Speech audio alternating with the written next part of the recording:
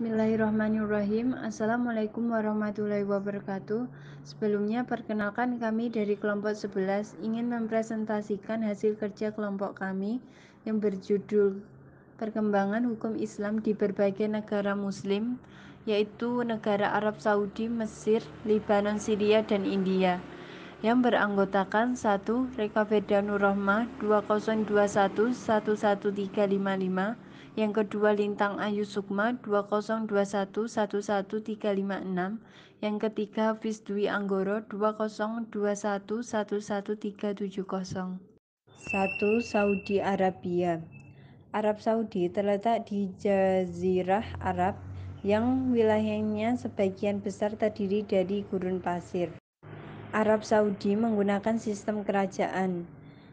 Hukum yang digunakan ialah hukum syariat Islam dengan berdasarkan pengalaman ajaran Islam, pemahaman sahabat Nabi terhadap Al-Quran dan Al-Hadis. Walaupun demikian, raja tetap mempunyai wewenang dalam menentukan kebijakan-kebijakan yang tidak dijelaskan dalam Al-Quran dan Al-Sunnah. Kerajaan Arab Saudi mempunyai 3 jenis perundang-undangan, yaitu yang pertama perundang-undangan yang memuat tentang kaidah-kaidah hukum dasar, yaitu berdasarkan Al-Quran dan As-Sunnah.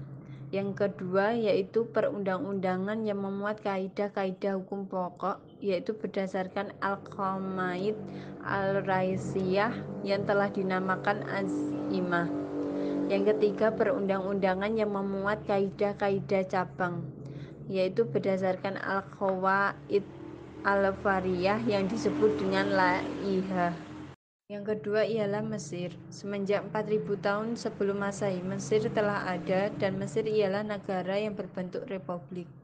Masalah yang diatur dalam undang-undang Mesir kuno diantaranya ialah di bidang perkawinan, perceraian, hak milik dan warisan, serta hukum muamalah.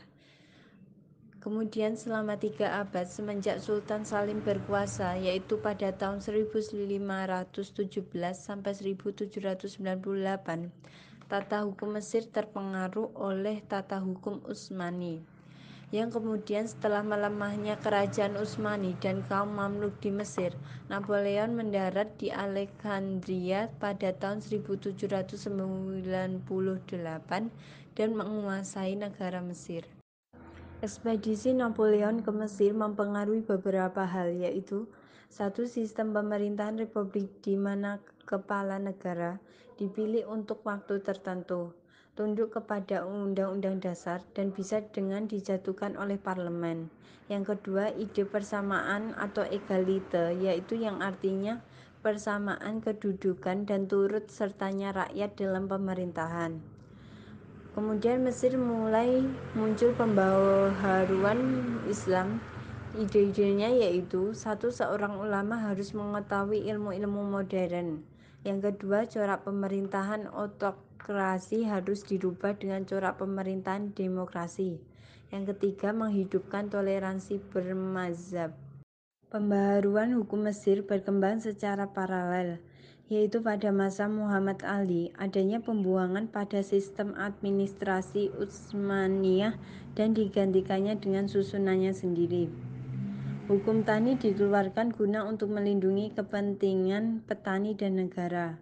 Hukum dispesifikan guna setiap perkara, yaitu seperti 1. Merampas lahan, 2. Mengubah batas, 3. Mencuri produk, 4. Merusak saluran air, 5.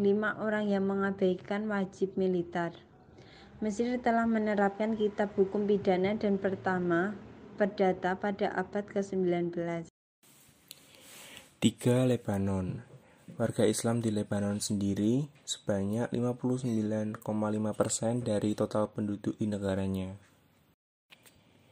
Pada tahun 1962 dibentuklah suatu undang-undang yaitu The Law of the Right of the Family yang diterapkan oleh kalangan Sunni Hanafian untuk kasus-kasus personal yang tidak tercantum dalam Law of Family Right pada tahun 1917. Dengan diundangkannya The Law of Family Waqf, setidaknya ada perkembangan di bidang pengelolaan wakaf di Lebanon. Meski dalam beberapa kasus wakaf, komunitas non-Sunni masih menggunakan pendapat mazhab atau hukum adat yang dianutnya. Syria. Syria merupakan negara republik yang termasuk wilayah Asia Barat dengan luas wilayah 185.180 km persegi. Usaha kodifikasi hukum keluarga Islam di Syria dianggap paling komprehensif karena tidak hanya mengikuti aturan-aturan tentang kecakapan hukum, perwalian dan perwakilan, tetapi juga mencakup problematika wasiat dan hibah. Penyusunan kode ini didasarkan pada hukum Turki Utsmani tentang hak-hak keluarga, hukum Mesir tentang hukum keluarga dan waris 1920 sampai dengan 1946, dan juga diambil dari hasil kerja Khodipasa atau Meir dan Alil al-Tantawi atau Damaskus. Code of Personal Status 1953 Syria ini memuat 308 pasal dan terdiri atas 6 buku yang muatan isinya didominasi oleh mazhab Hanafi. Selama 22 tahun setelah pemberlakuannya, diadakan amandemen terhadap pasal-pasal dalam 4 bab pertama Undang-Undang 1953 itu, dengan Undang-Undang Syria Nomor 34 Tahun 1975. Perubahan undang-undang yang memodifikasi dan menambah beberapa ketentuannya sebanyak 22 pasal ini didasarkan pada rekomendasi panitia parlemen yang dibentuk untuk mengkaji dan merevisi Undang-Undang 1953. Perubahan utama berkaitan dengan masalah poligami, mahar, nafkah, kompensasi cerai, biaya hadhanah, dan masalah perwalian anak.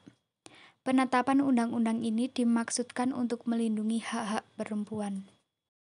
Reformasi yang mempengaruhi hukum Islam pada abad 19 dan 20 lebih berwawasan jauh ke depan jika dibandingkan dengan yang dilakukan sebelumnya.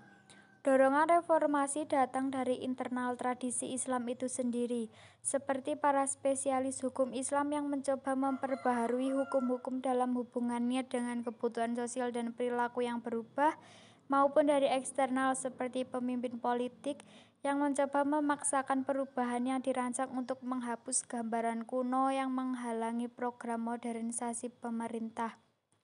Berikut substansi nafkah, poligami, dan perceraian pada hukum keluarga Syariah.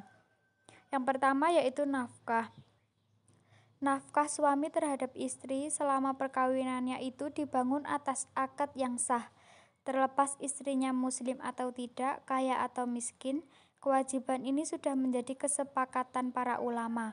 Perintah pemberian nafkah ini berdasarkan Al-Quran, Al-Sunnah, Al-Qiyas, dan Al-Ijma. Mengenai nafkah bagi istri dalam Undang-Undang Syariah dijelaskan bahwa nafkah diberikan kepada istri sejak akad terlaksana. Hal ini sesuai dengan ketentuan dalam bangunan fikih klasik. Adapun ketentuan nafkah Syariah adalah pasal 65, suami wajib memberikan rumah yang sama dengannya.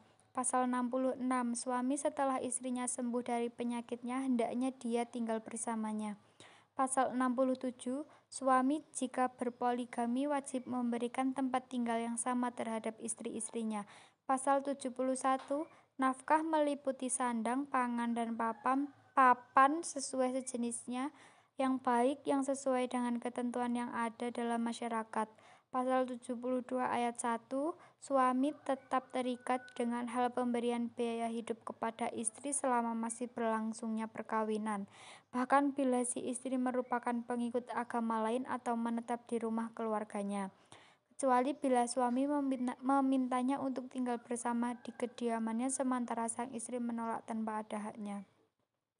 Pasal 72 ayat 2, bahkan si istri mempunyai hak untuk menolak untuk hidup bersama suaminya jika suaminya tidak mematuhi untuk membayar mahar secara seketika atau menyediakan tempat tinggal berdasarkan aturan hukum. Yang kedua yaitu poligami. Ketentuan tentang poligami di negara Syria tidak jauh berbeda dengan pandangan para imam mazhab yang membolehkan poligami. Hanya saja, Syria yang dominan menganut mazhab Hanafi ini mengatur masalah poligami dalam Undang-Undang tahun 1975 pasal 17 yang mengatakan bahwa hakim mempunyai wewenang penuh untuk tidak mengizinkan seseorang suami beristri lebih dari seorang istri. Jika terbukti tidak mampu berbuat adil dan tidak mampu menafkahinya. Jadi, walaupun diizinkan tetapi tidak segampang yang dibayangkan. Harus melalui persyaratan-persyaratan yang ketat dan harus ada izin dari pengadilan. Yang ketiga, perceraian. Perceraian diperbolehkan dalam Islam karena pernikahan dianggap sebagai sebuah kontrak yang dapat diputuskan baik karena kehendak keduanya atau karena kehendak salah satu pihak. Bertentangan dengan kepercayaan umum, Islam juga memperbolehkan perempuan mempunyai hak cerai. Seorang perempuan dapat membatalkan pernikahannya dalam bentuk perceraian yang dikenal dengan khulu'. Dalam kasus talak ini, Undang-Undang Hukum Keluarga Syria melakukan perubahan yang berhubungan dengan pemberian hak kepada istri untuk mengajukan perceraian, kompensasi atas talak yang sepihak, dan mengenai talak 3. Di dalam undang-undang ini dijelaskan, pasal 30 yaitu, perceraian hanya jatuh jika diucapkan di depan pengadilan. Pasal 90, talak tidak akan jatuh jika tanpa niat. Pasal 92, jika talak itu diucapkan dengan berbilang baik secara eksplisit maupun implisit, maka yang jatuh adalah 1. Pasal 117, kalau pengadilan menimbang bahwa suami menceraikan istrinya karena alasan yang tidak logis, maka si istri mempunyai hak untuk menolak. Yang dengan itu, dia bisa jadi si suami harus membayar uang kompensasi bagi si istri, tidak melebihi 3 tahun nafkah, ditambah nafkah yang dibayar selama iddah. Pasal 129, jika suami menghilang tanpa alasan yang jelas atau dipenjara lebih dari 3 tahun, istrinya setelah habis masa setahun dari hari hilangnya atau dipenjaranya untuk meminta perceraian sekalipun ada milik suami yang tersedia untuk nafkah. India. Sebagian besar Muslim India adalah Sunni dan kebanyakan bermazhab Hambali dan sebagian bermazhab Syafi'i di selatan. Di antara tokoh yang mempunyai kepedulian terhadap ajaran Islam dan mempunyai pengaruh di masyarakat India Muslim adalah Sayyid Ahmad Khan. Dengan melalui pemikirannya tentang keagamaan, Khan melahirkan pandangannya tentang hukum di India, yaitu yang pertama, Sayyid Khan menolak anggapan bahwa Islam berusaha memaksa manusia untuk masuk ke dalam agama Islam melalui syariat jihad. Menurutnya, jihad hanya disyariatkan untuk membela diri dan dalam satu keadaan saja, yaitu ketika orang-orang kafir bertujuan lain seperti pendudukan wilayah dan bukan bertujuan mengubah agama. Maka jihad tidak disyaratkan. Khan menggambarkan pendudukan Inggris terhadap India dan dia hendak mencari dalil pembenaran untuk berdamai dengan Inggris. Yang kedua, menurut Khan, riba yang haram adalah riba yang berlipat ganda. Adapun bunga yang jumlahnya hanya sedikit dalam muamalah perdagangan sekarang yang terdapat dalam perbankan bukanlah riba yang diharamkan. Yang ketiga, Khan menempatkan hukum waris di bawah hukum wasiat karena penyebutannya digabungkan antara ayat waris dan wasiat. Menurut Khan tidak ada nasakh atau penghapusan di dalam Al-Quran. Berdasarkan hal tersebut, Khan memandang hendaknya harta si mayit dibagi berdasarkan wasiatnya dan harus dilaksanakan sebagaimana mestinya tanpa kendali apapun, dan tidak mengakui hadis-hadis yang membatasi wasiat maksimal hanya sepertiga harta atau hadis yang melarang berwasiat kepada salah seorang pewaris. Yang keempat, Khan menegaskan bahwa pada dasarnya Islam mengatur pernikahan dengan satu wanita, sedangkan poligami merupakan pengecualian, dan Al-Quran telah menjadikan keadilan sebagai persyaratan poligami. Berhubung adil itu tidak mudah sebagaimana disebutkan dalam Al-Quran sendiri, maka poligami tidak diperbolehkan kecuali dalam keadaan yang jarang dan harus terbatas pada kondisi pengecualian. Yang kelima, dalam masalah hukuman, Khan menolak hukum rajam bagi pezina. Khan bersandar pada dua dalil, yaitu dalil yang pertama, rajam tidak disebutkan di dalam Al-Quran, sebab menurut Khan, hadis tidak bisa dijadikan sebagai hujah. Dalil yang kedua yaitu, seandainya kita harus menerima hadis-hadis tersebut hanya menceritakan kebiasaan yang tersebar pada masa itu karena mengikuti Yahudi. Yang keenam yaitu, tentang hukuman huang bagi perampok. Sekarang ini tidak mungkin dilaksanakan, sebab apa manfaatnya dikeluarkan seorang penjahat dan negerinya ke negeri lain sementara di sana melakukan kejahatan dan pengerusakan juga. Potong tangan dan kaki merupakan hukuman yang ditetapkan pada masa awal karena pada saat itu belum ada penjara. Adapun sekarang harus dihentikan pelaksanaan hukuman yang mengerikan tersebut yang bertentangan dengan peradaban. Pembaruan penetapan hukum juga diutarakan oleh Iqbal, yaitu sebagai berikut. Yang pertama, prinsip-prinsip hukum dalam Al-Quran berdimensi luas dan jauh dari penghalang bagi pemikiran manusia atau menjadi penghalang aktivitas hukum. Sesungguhnya generasi pertama dari kalangan fuqaha telah bersandar pada prinsip-prinsip perkembangan ini, dan mereka telah mengeluarkan sejumlah sistem hukum. Padahal kesempurnaan mazhab mereka hanyalah penafsiran dan istinbat hukum yang mereka lahirkan merupakan kalimat akhir. Berhubung kondisi telah berubah dan dunia Islam sekarang ini telah dipengaruhi oleh kekuatan baru yang dihadapinya, maka Iqbal berpendapat bahwa kebebasan berpikir dalam Islam yang diserukan oleh generasi sekarang yaitu tentang penafsiran prinsip-prinsip hukum dengan menggunakan penafsiran baru yang mengacu pada pengalaman mereka dan kondisi yang tidak tetap dalam kehidupan, benar-benar memungkinkan. Yang kedua, menurut Iqbal bahwa ijma termasuk dalam pemikiran hukum yang terpenting dalam Islam. Iqbal memandang pentingnya memindahkan hak ijtihad dari seseorang kepada suatu lembaga hukum Islam, karena hal itu merupakan satu-satunya bentuk yang paling mungkin untuk mewujudkan ijma pada masa sekarang ini. Menurut Iqbal bahwa satu-satunya cara untuk mengurangi terjadinya kesalahan dalam penafsiran hukum adalah memperbaiki sistem pengajaran hukum dan memperluas jangkauannya. Berdasarkan pemahaman tersebut, Iqbal menyeru dunia Islam agar berani tampil untuk menyempurnakan pembaruan yang dinantikannya, yang aspek terpentingnya adalah menyesuaikan hukum Islam dengan kondisi kehidupan modern. Sekian presentasi dari kelompok kami. Apabila ada salah kata, kami mohon maaf. Wassalamualaikum warahmatullahi wabarakatuh.